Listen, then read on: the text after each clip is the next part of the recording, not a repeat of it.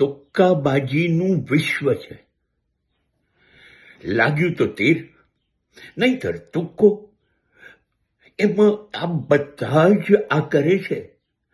એ પછી વૈદ્ય હોય, ડોક્ટર હોય, કે ત્યાર પછી જ્યોતિષ હોય કે શિક્ષક હોય, બધા ચાન્સ લે છે. ડોક્ટરો પણ આ જ કરતા હોય છે, વૈદ્ય પણ આ જ કરતા હોય છે. જો એ લોકો પરફેક્ટ હોય તો ડોક્ટર કે વૈદ્યના હાથે કોઈ મરવું જ ન જોઈએ. તો જ્યોતિષ કેમ પોતાના સગાઓની મૃત્યુ તારીખ નથી કાઢી શકતા?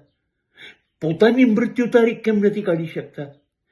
એક પણ જ્યોતિષે વિમાન અકસ્માત થશે અને 250 જણા મરી જશે એવું કહ્યું નહોતું.